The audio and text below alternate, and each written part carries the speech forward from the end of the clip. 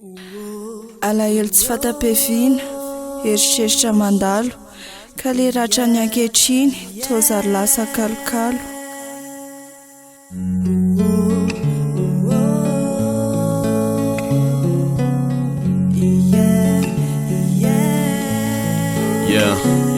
Vahina tsokosoko tato amiko ny alahelo androany, nafako nanoratra an'izao rehetrarehetra zao. De mialatsiny amin'izay fahatsiarovana mety hifohano any, mialatsiny sady raha mety andonany fonao.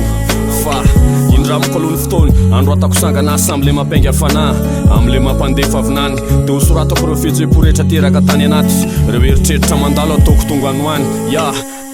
Zasakaizan'ny fahanginany, mpakafy fahavaratra, te handefa fisainana mandritry ny fotoana rehetra. Te hanoratra, te hitrotra, te hamboraka andro lasa, te hizara ny alahelo amin'ity fiainana mandratrisa. De meteza ianao hoe antefany ny asa soratra androany, meteza mba ho lasa mpivahina ny eritreritra vetivety. Satria ny aingam-panahy tsy mety ho ritra ary tsy mety ho lany, indraindray mampitraka fa indraindray mety ampitomany.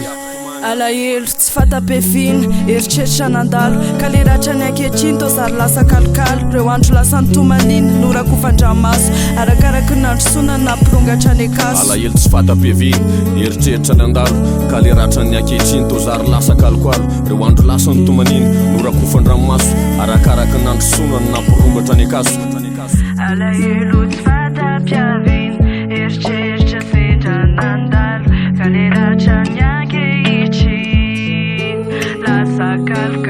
alahelo tsy fatampevina, eritreritra sendra nandalo, ka le ratra ny ankehitriny lasa kalokalo.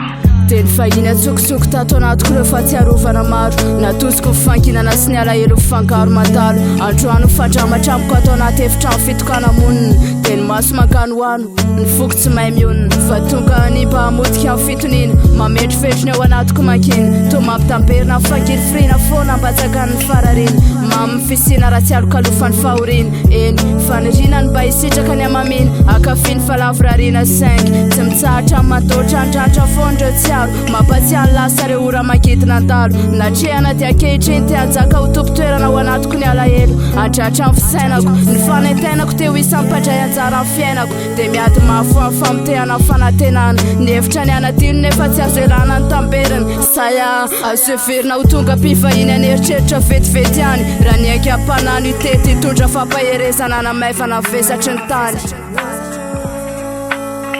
Alahelo tsy fatampevina, eritreritra nandalo, ka le ratra ny ankehitriny toa zary lasa kalokalo. Ireo andro lasa nytomaniny, norakofan-dranomaso, arakaraky ny androsonany nampirongatra ny akaso. Alahelo tsy fatampevina, eritreritra nandalo, ka le ratra ny ankehitriny toa zary lasa kalokalo. Ireo andro lasa nytomaniny, norakofan-dranomaso, arakaraky ny androsonany nampirongatra ny akaso. Alahelo tsy fatampevina, eritreritra sendra nandalo, ka le ratra ny